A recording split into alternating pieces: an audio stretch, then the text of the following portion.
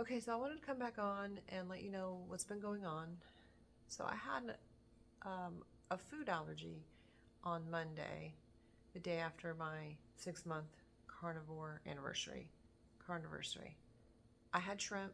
I'm pretty sure it was the shrimp, the amount of shrimp I had. I'm not sure. It doesn't really matter. That was on Monday. Tuesday I felt like trash after taking Benadryl.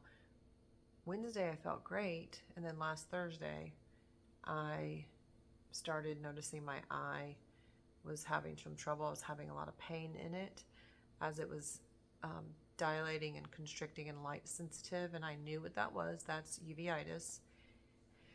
So I was able to get in to an eye doctor. He was so great to get me in within an hour of me calling, and I had never seen him before, so he was fantastic. He said I caught it really early. It was like in stage 1. So called me in a new prescription of steroid eye drops and told me, take them every 2 hours for the first day, and then going forward, do 4 drops a day. And now today's 3 drops for a week. So anyway, I went to see him again on Monday, and he said it was much improved, and just to continue, the eye drops and for 2 more weeks. Which the first time I had uveitis, it took 8 weeks to heal. It was very serious. And then the second time, 2 years after the first time, it was probably 4 weeks. And hopefully this time it'll just be a couple of weeks. It's improved incredibly. I was really discouraged about having an allergic reaction. And then I was even more discouraged after my eye, flared up. The doctors believe it could be, a shingles outbreak or a shingles flare up. We really don't know. I've never had any conclusive tests. There's no way to test for shingles, I don't believe. At least not in the eye. So it doesn't matter. I was really discouraged, and I had a pity party, and I said, woe is me. Why is my body the way it is? It's, it was so sad. And then I snapped out of it, and I made a plan. I already knew a lot of the benefits of cold plunge. Courtney Luna's been doing a lot of cold plunge, and she makes it look so fun. I did some research into that by way of YouTube, and I watched Huberman Lab with Dr. Is it Soberg or Soderberg? I can't remember. And I bought her book, Winter Swimming, and I've been reading that. And just because I want to make sure that I do cold plunge and cold therapy the right way. I'm a rule follower, so I have to, know what to do, and I want to have a plan. So I'm just going to keep doing what I've been doing for 6 months. I'm not going to change the way I eat. It's not like I'm going to add anything in that I wasn't eating before. That doesn't make any sense. I just think that, I had a setback. My body is not going to just heal 6 months. Oh, okay, it's all healed after years of, medication and just all kinds of different things. I just had to give myself some grace and think, part of your journey, part of your story, you're going to have obstacles, and the obstacle is the way.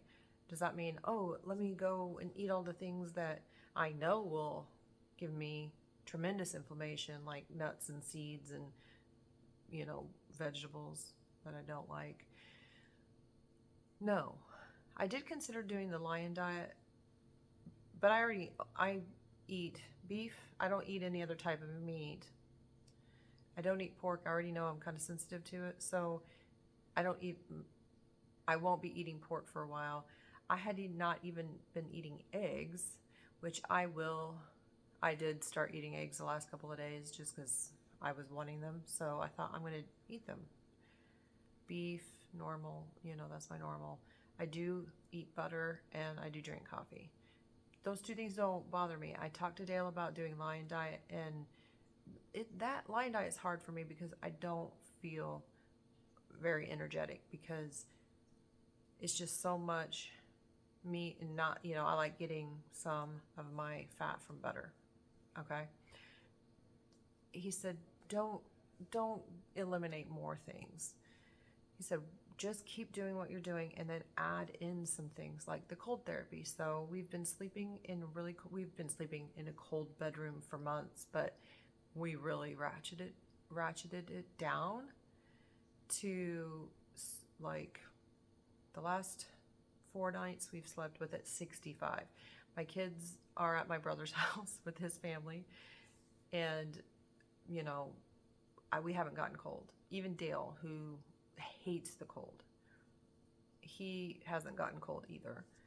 So I think that, and I've been doing, I did submerge my hands in water, not freezing water, but ice water this morning for like 10 seconds because it was intense.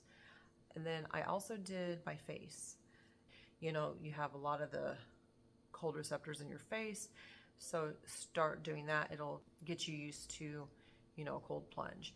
Yesterday, I did do a cold plunge in the bathtub, and the water was 66, which doesn't sound cold. And it's not cold, but it was cool. And I did do it, just got right in there and stayed in for 3 minutes. I'm just going to continue doing the things that I have been doing. Eating, just animal-based, nutrient-dense food, making sure I'm getting enough calories, which I am. I've been tracking for 6 weeks, 2 months, and I get enough calories. So I'm not under eating. Waking up and immediately going outside, getting sunlight on my eyes, because my vision health is very important to me. And then being in nature, taking walks after I eat, trying to walk 30 minutes a day, remembering that it gets so hot and humid as the day gets, as the evening comes. So walking in the morning when I can, outside is preferable. Going outside, not being on my phone too much, not scrolling. I wear blue blocking glasses when, in the evening when I'm watching YouTube. Just continuing those practices and remembering my body is resilient. Our bodies are so resilient. I can't hear out of this ear. I lost my hearing gradually and over like 15 years. My brain learned how to read lips. Not great, but my brain I learned how to read lips. I didn't even realize for years that I was like, oh, I can kind of tell what they're saying.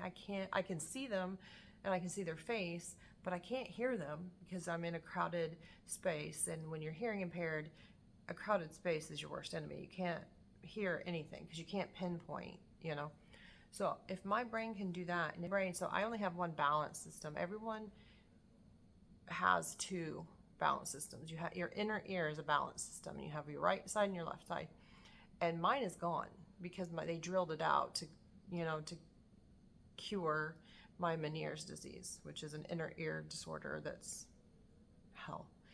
It's very debilitating, gives you vertigo, dizziness, blah, blah. So when I had that surgery, it was very invasive.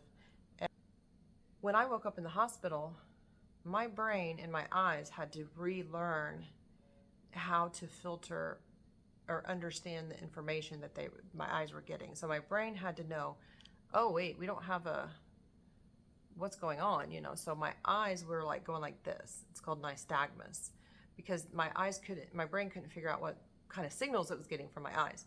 So I had to, my brain had to relearn how to balance itself.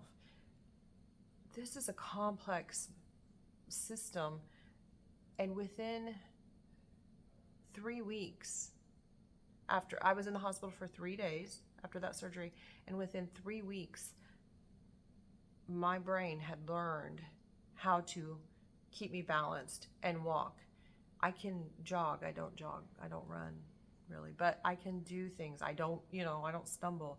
I can drive. I can do everything that, I can do most things that most people can do.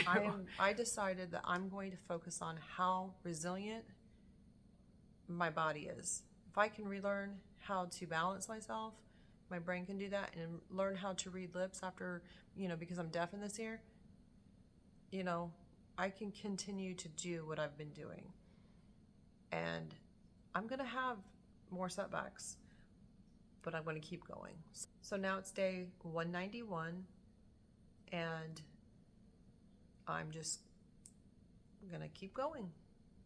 What are my other options, So thanks for watching.